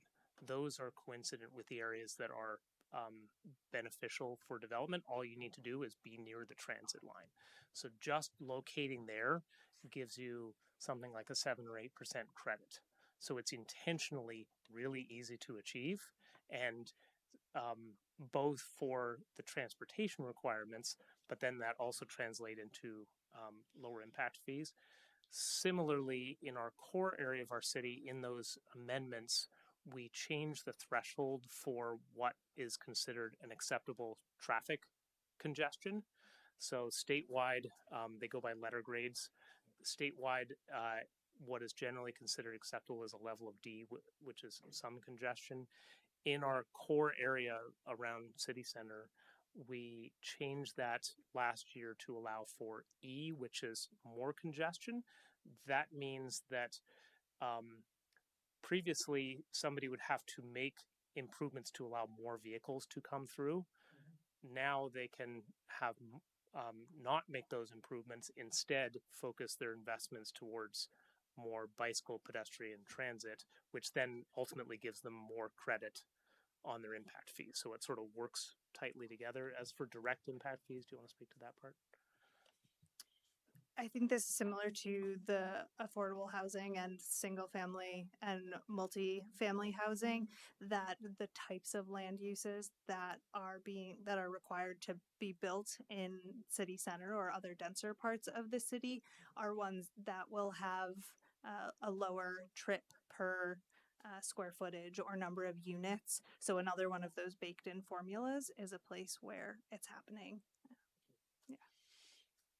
So I think that the proposed changes end up incentivizing, more dense urban-like development. Or put it this way, if you're going to build outside, on quarter acre lots, you're going to pay the full price, right? If you don't, you're paying proportional lower price. So that's your incentive. It's not a disincentive. It's just that you want those outer areas to contribute more proportionally to whatever that CIP or that capital project is that is the target, right? Because they cost more. Yeah. So I just was curious as to how that has gone into your thinking, and it was a good answer. Thank you. Any other comments, questions? So we would need a motion to this is the first reading, or no? No, August 3rd. So the first reading would be the public hearing on August 3rd? No. Today's your first reading, so the warning would be for a second reading and public hearing. So I move to hold the first reading of and vote to warn a public hearing on August 3rd, 2026 at 7:15 p.m. Wait, I thought this was the first reading. So the second reading would be at the first public hearing? It's warned on the agenda. Okay. My apologies. Today is your first reading. Right. So the warning would be I vote to warn a public hearing and hold a second reading on August 3rd. Vote to warn a public hearing on August 3rd, 2026 at 10 p.m. and hold the second reading. Second. We both wait. We have a motion and a double second. Any other discussion? All those in favor say aye. Aye. Aye, and it is unanimous. Good. Thank you for item 8. Thank you. Did you say break? We're going to take a break, 5-minute break. Everybody just hold on. Oh, you're in here, right?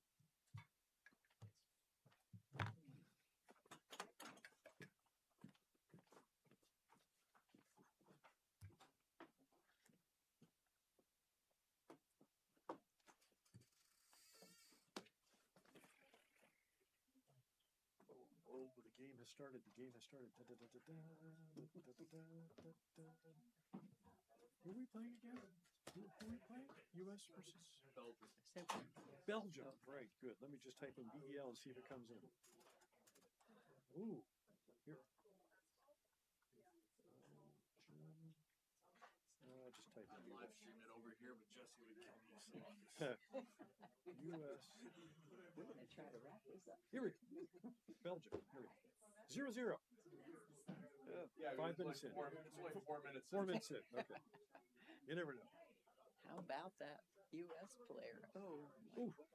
Did you see the video that I showed? Oh, You're gonna no, love this. no. This is so cute.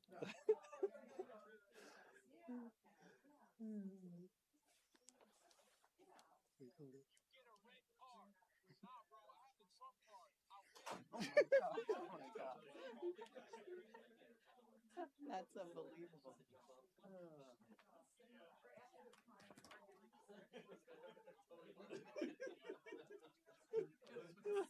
Oh, it's awful. That is awesome. It's just awful. It just goes on and on and on.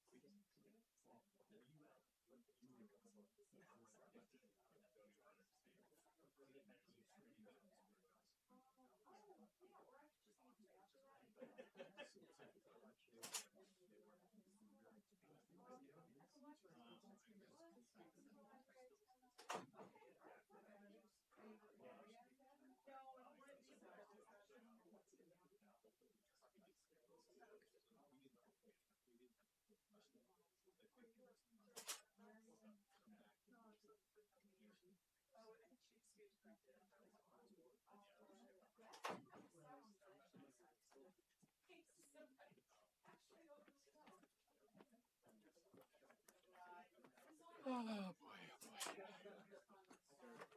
I did this interview with NBC5, and I thought it went so well. And they took like the worst clip, the worst 10 seconds of like this half hour.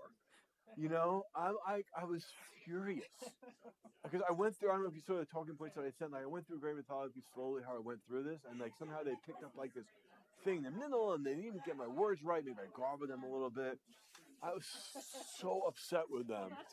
That is why the Town Meeting TV It's better. presentation is better because you can be more. Yes, of course. Did you see the video? What video? This one. It's AI.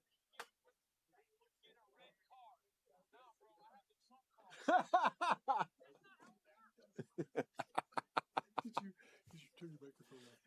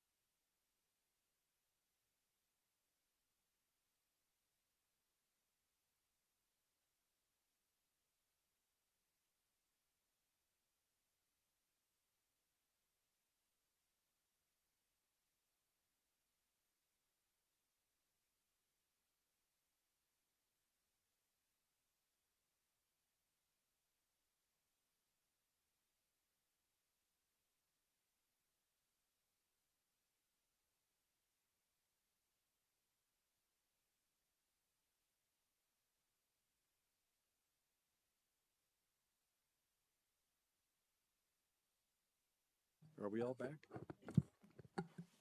What time is it? 8:11.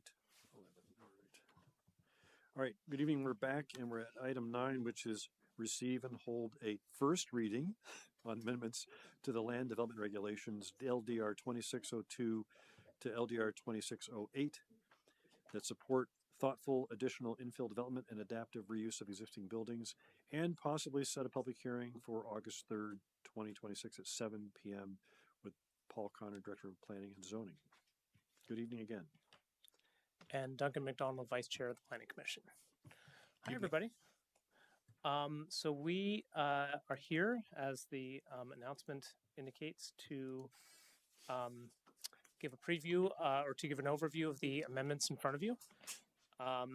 You got a quick preview from Chair Luisos at your last meeting, but this is the formal introduction, so a little more depth. We're happy to take questions. The goal, if you are comfortable with it, is to warn a public hearing, after which you could take action next month. So procedurally, Planning Commission develops the regulations. They hold their public hearing, which they did.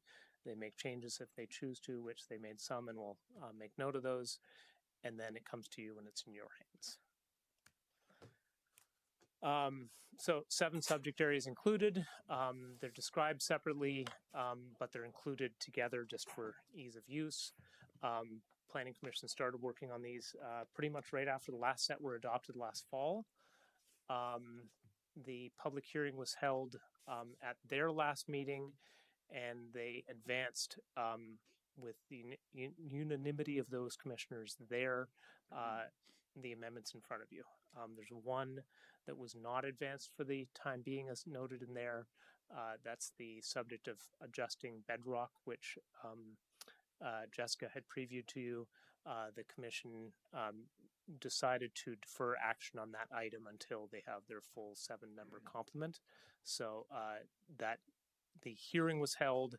They may still advance it, but they decided to wait until they had 7 members for that action. So what is in front of you is the remainder of the amendments.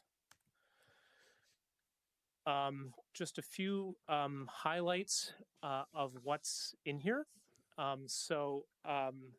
With that, Chair Barrett, do you want me to go through for a few minutes, please, a little bit of what's in each of these? A little Okay. bit, yeah. So nonconformities and adaptive reuse, this really has 2 main components. One is to just sort of do a general cleanup. It had been a long time since this section had been looked at. More recently, the city put in some better standards in our city center area about nonconformities, which are buildings that were allowed the way that they were built when they were first built, but the rules have moved on. So it creates a little bit more clear standards that connects better to our city centers, such as when is a building not considered to be given the benefits of being non-conforming any longer? How much of the building do you take apart before it's not the same building? And then the big policy adjustment in here is to allow for buildings that are in zoning districts that allow for housing, but that are larger than would typically be for housing. So something that was built that wasn't housing originally, if it's been there for at least 15 years, to be able to be converted to housing with more dwelling units in it than would otherwise be allowed. So the Commission's been looking at what are all the different ways in which we can support housing affordability. Conversion of an existing building rather than tearing it down and building something else is one of the ways in which that can be achieved. There's at least one example that was that the Commission had in mind, but of course this applies more broadly, of a former assisted living that has the opportunity to be converted into apartments. Assisted living is not considered residential under our zoning, and so it would not be eligible to be converted, but that's the kind of use that the building is already there. It is largely capable of this kind of thing, and so this gives an ability for buildings to have a second life. And then Paul, there's some, yes. Sorry, do you mind if I ask a question? Sure. On this particular? Is the adaptive reuse and non-conforming, it says it's limited to 50% of existing square footage, and I don't know anything about this, but when I heard about that potential application that you mentioned, would that limit a second story or the square footage of a second story? No, thank you for your question. So the entirety of an existing building can be converted to a different use, including this now allowed the residential. The cap of 50% is any building where the building is the nonconformity. It's too tall. It's closer to the street. It can be increased physically by no more than 50%. So it's not about the conversion. The conversion can be fully. The expansion of a non-conforming building is limited to 50% more than what's there today. Yeah.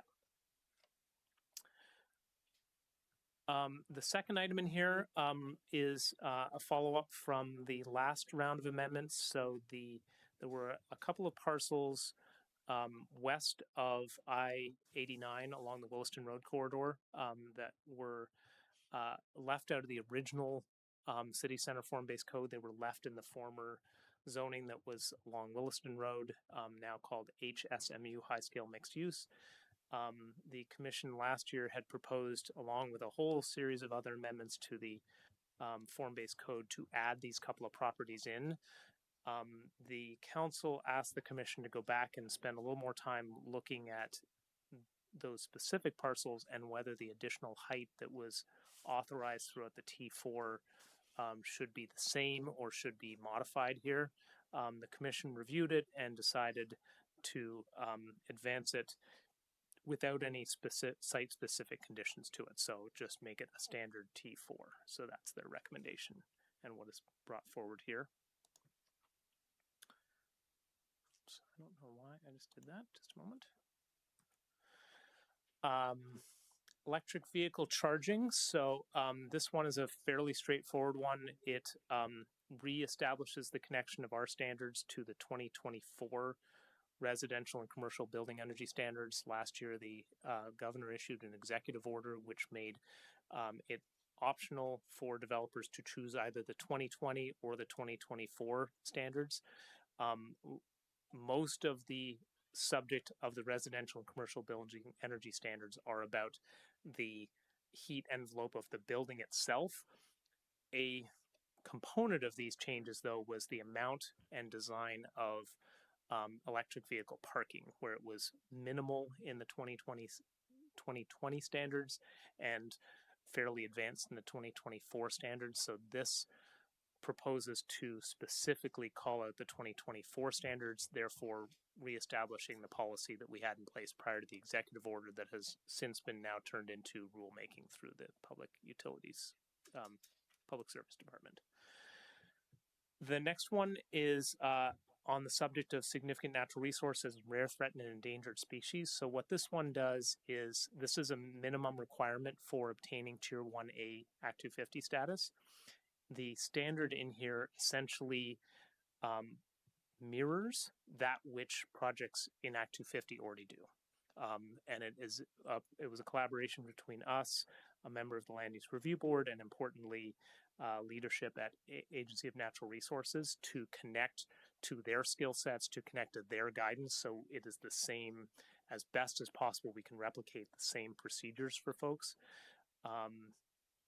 And the threshold was laid out at the same place that Act 250 Tier 1B, which is what would happen if we never applied for Tier 1A.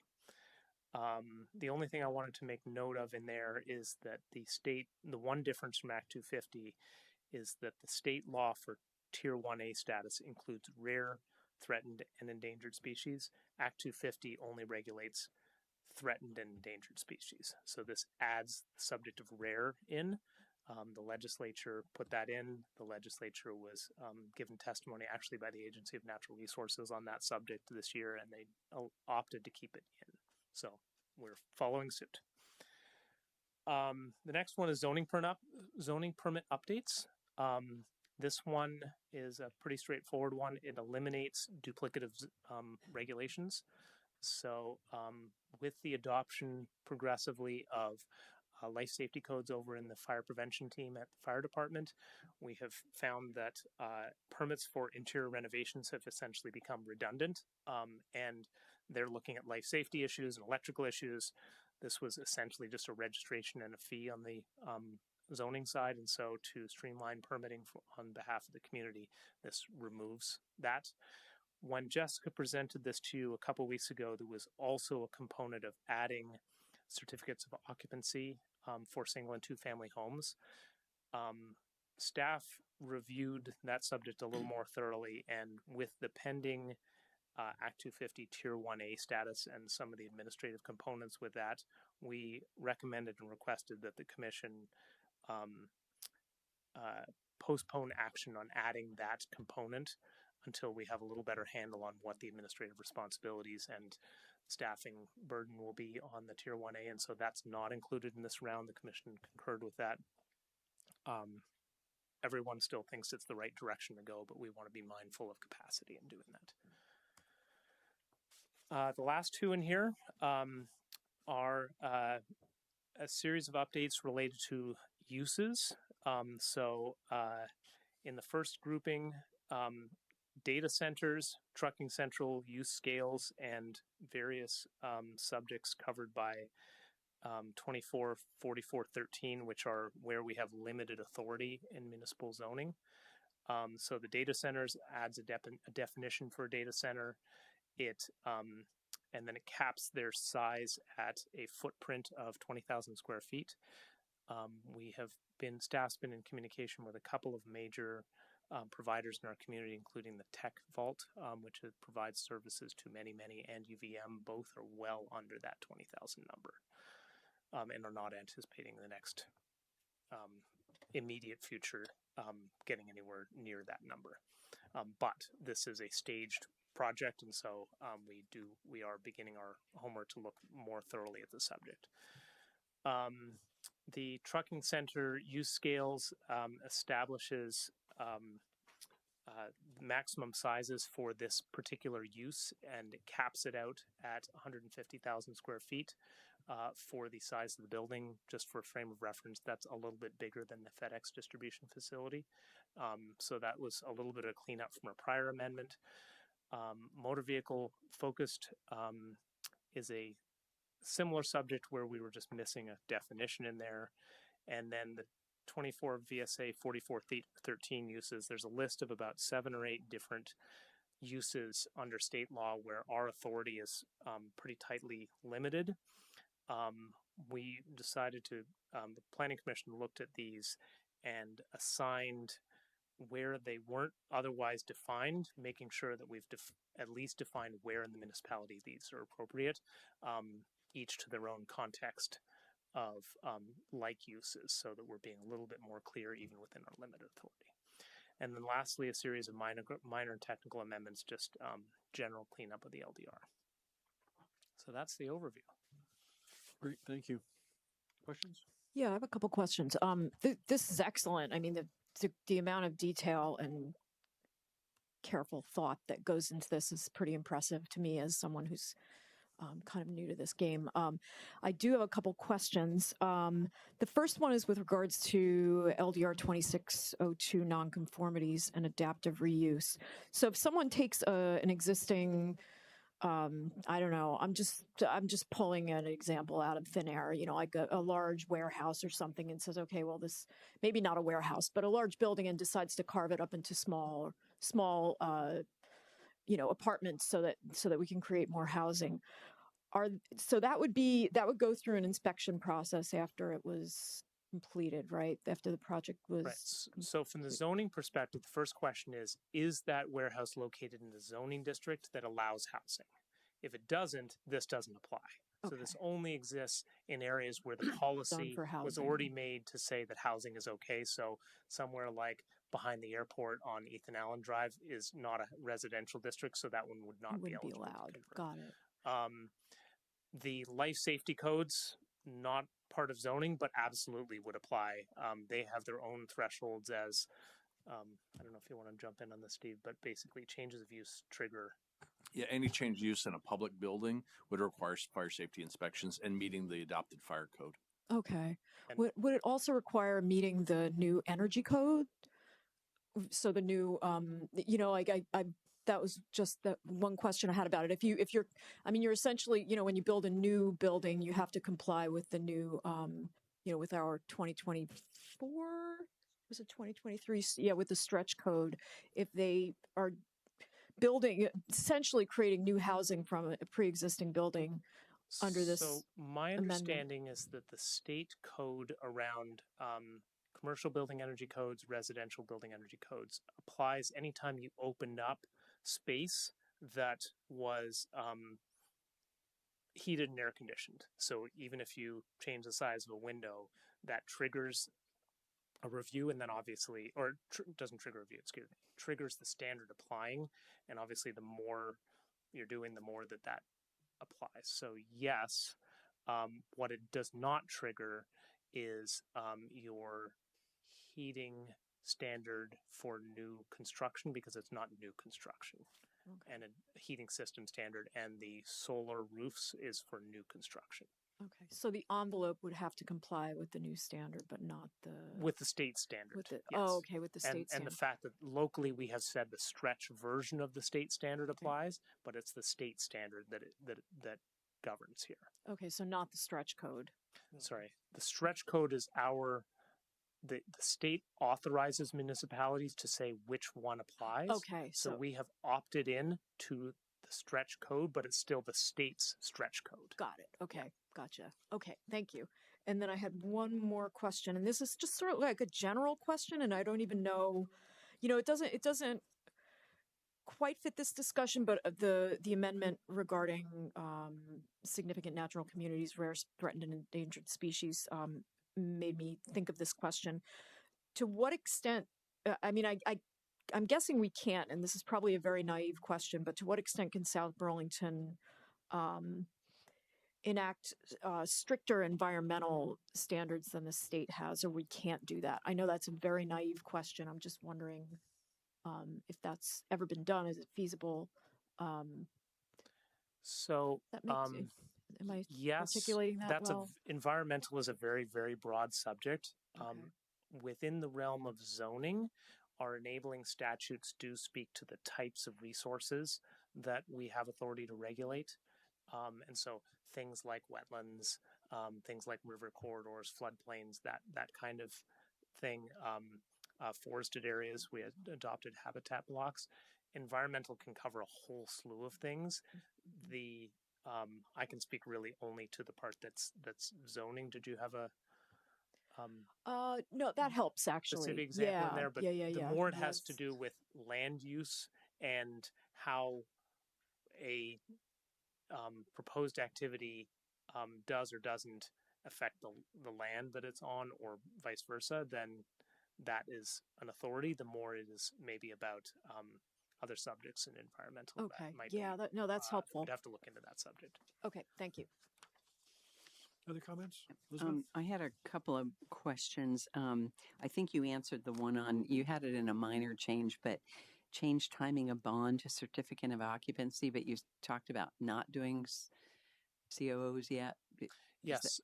So sorry, I glossed over that. That was in the minor and technical changes. So the Planning Commission did review the subject of timing of infrastructure bonds. Mm-hmm. Staff recommended, following the public hearing, that after we'd communicated with some folks who spend more of their days in this subject, that this amendment was not achieving any of the streamlining goals that there might be in there. So the timing of bonds is unchanged in this draft from the current.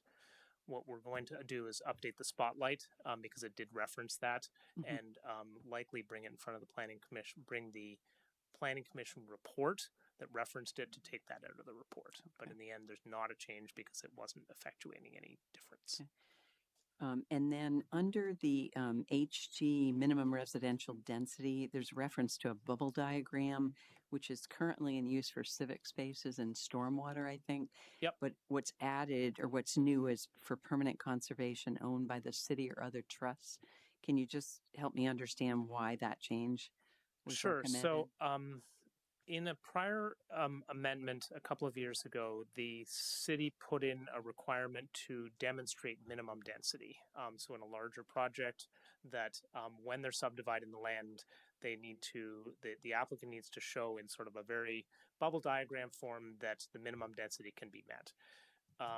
in doing so, you have to show that the number of homes at 4 units an acre can be met, 4 to 8. You have to show that there's ability for the infrastructure and the stormwater.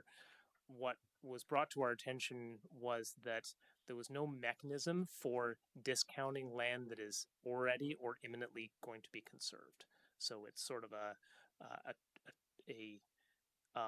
technical challenge that somebody who is already or is about to conserve a portion of that land still had to be showing it as development, which didn't seem to make sense policy-wise. So if it is either done or imminently to be done, they don't have to show it as what its development capability would be. Got it. Thank you. And lastly, the TDR bonuses for inclusion in the inclusionary housing section 19.03, do those exclude the area that we had approved up to 14 stories? They do. So there is no use of TDRs in city center at this either in the current regulation or in the draft. It is a council request, and the commission started working in April at looking at that subject. And I just didn't know but the it's not in zoning this draft. areas. Okay, Yeah. thank you. Paul, I don't, just a question. So I don't think we'll do this, but just so I understand, the fact that there are some amendments to the TDR scheme in the LDRs that we're looking at, would that in theory give us the power as a council to make other TDR amendment changes if we wanted to? I think that's a question for your city attorney. Okay. Yeah. I am curious about that. Do you want an answer now? Well, He's walking. yeah, I mean, if you know, I don't want to put you on the spot there. I recognize it might not be an easy question. Oh, the podium's turned all But- wrong. But thank you. I think I would, Colin McNeil, City Attorney, I think I would have reservations to open it up to things that the Planning Commission hasn't addressed, because the natural course of amendments to the LDRs is Planning Commission first to the City Council, not necessarily opening up the door to any other amendment that just happens to be tangential to the same topic. So it'd certainly be our preference. I can certainly go back and look at it in more detail if you want a more. Don't spend time with it. Yeah. Don't spend time with it. I think we'll have further opportunity to consider this topic. Thank you. Thanks. My only comment is I support this, no problem. I just was really disappointed that 2601 was pulled out the last second. There was a lot of time spent on 2601, hours and hours of discussion. And it really should have been passed, in my own opinion, personal opinion, right? Because you had something, and you could always change it in the future if you wanted to, but that's just my only comment. But I think the issue there, Tim, is I felt at that meeting that we didn't have the full commission there. And I think that's probably, given the volatility we've had around that subject, I felt it was best to have the entire commission there to vote on that. And the hope is that we can vote on that and pass it on to you. my hope too. Thanks. So it may be coming soon. And I just wanted to say, I continue to be impressed with the work that both the commission and the planning department do for us, and the way you guys continue to work through our LDRs and how they mirror and move forward our aspirational city plan it's remarkable.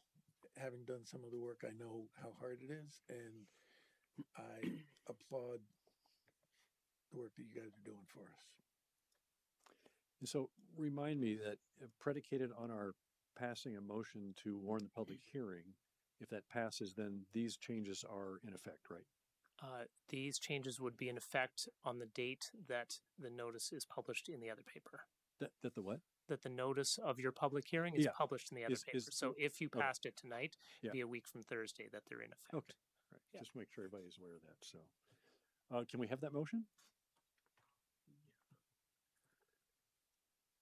So I move to warn a public hearing on draft amendments to the Land Development Regulations, LDR 26-02 through LDR 26-08 for Monday, August 3rd, 2026 at 7 p.m.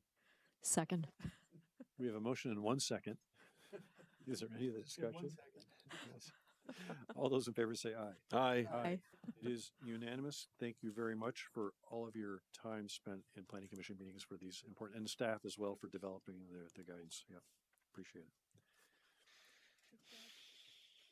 All right, we're moving on to item 10 at 8:37, and the score is 1-1, last I checked.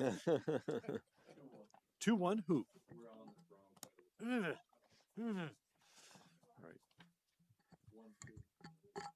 We're down by 1, apparently. Yeah. All right. Given the red card fiasco, It was a pink card. It wasn't quite red, wasn't quite, you know. it was yeah. pretty red. Yeah. So item 10, review the significant agenda topics below for the City Council's July 20th meeting. So the two main items on your agenda for July 20th are to receive a recommendation of public art for the Williston Road Streetscape Improvement Project from the Public Arts Committee, and then receive an update on the tax increment financing district projections as we start FY27. All right. Any comments? All right. And can you confirm, Jesse, when the update for the Parks and Open Space Master Plan might be Yep, so scheduled? it's coming to your, I think I said this in an email, it's coming to you in October as a draft, and we will get you a written update by the end of the month. Item 11, other business. Is there any other business? I had asked the question, was there any role for city staff or council in resolving any open issues for the South Village neighborhood with the developer? So I think there's been a response to that. It sounds like the developer it's largely in their court, and it sounds like staff has been very involved as much as possible to let them know what needs to move forward, correct? Yes, so we are meeting between Public Works, Planning and Zoning, and our office with the developer. Just, you know, as a reminder to the council and the community, South Village is a multi-decade development project that is in very specific phases, and the phases trigger when public amenities are completed and constructed at final level to the standards, and then that standard is met for a period of years. And until you accept that infrastructure, they remain property of the developer. And then the second item I had, and maybe this should be on a future agenda, but I feel like we don't necessarily have a coordinated response to how or who responds to community questions to council. And I know we've had a couple things come up, and sometimes city staff responds, sometimes I don't know who responds. Sometimes we get feedback that it should be a council response, but there's no confirmation who's responding on behalf of council. So I don't know if it should be an agenda topic or, but I would like to, I do feel like if we get communication from the community, there should be a response. I just don't know how we coordinate that. Mm-hmm. Sometimes we get shotgunned. So I agree. We probably should talk about that. Yeah. At a future meeting. Let me put that down. And I have one quick question, I think, for you, Jesse. The meetings we had with Migrant Justice, we were going to be getting some follow-up. Meetings about what? With Migrant Justice. Oh, okay. Yeah. We were going to be getting some follow-up information from the mediator, and I was just wondering status of that. And I haven't heard yet. I will poke them. Okay, that would be great. Thank you. No other business? Okay, so then item 12 and 13 are possible executive sessions. We have one set of motions for the civil litigation, but do we have one for the other one as well? Or are you comfortable with what you have? Can we just have, so we have two possible executive sessions here. Oh. This is for. No. There's No? one executive session, Oh, and then possible there's action. coming I'm out sorry. of executive session to take action. I'm sorry. Go ahead. So those are all for the one executive Yeah. session. So I move that the council make a specific finding that premature general public knowledge of the council's discussion of pending civil litigation to which the city is a party will clearly place the public body at a substantial disadvantage. Second. Second. We have a motion and a second. All those in favor say aye. Aye. Aye. It's unanimous. So I now move that the city council enter into executive session under 1 VSA 313A1 capital E for the purpose of discussing pending civil litigation to which the city is a party, inviting Jesse Baker, Steve Locke, Colin McNeil, and Erica Quaylen-Towell into session with council for the discussion. Second. We have a motion and a second. All those in favor say aye. Aye. Aye. It is unanimous again. So we are now in executive session. Are we staying here? No, we're gonna move. We're going to move.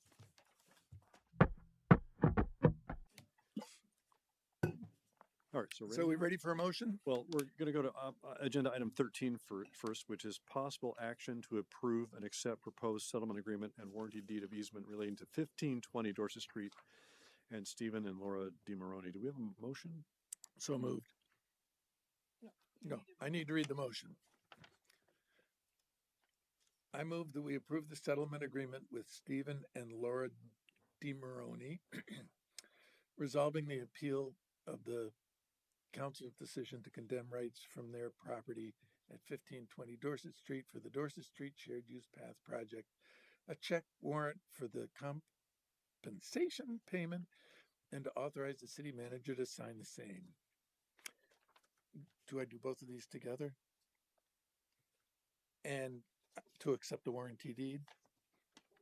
And accept the warranty deed of easement from Stephen and Laura DiMaroni to the city conveying rights of the Dorset Street Shared Use Path project from their property's frontage at 1520 Dorset Street, which is known as Parcel 10. Second. We have a motion and a second. Is there any final discussion on this? Okay, all those in favor say aye. Aye. Aye. Aye. We have 4 ayes. Andrew? We have 1 nay. Andrew. All right. Thank you very much. Motion to adjourn? Second. We have a motion and second. All those in favor say aye. Aye. Aye. And we have to sign some documents, so don't go anywhere. Right? Yeah. Okay, good. Thank you, everybody. Good night. Recording stopped.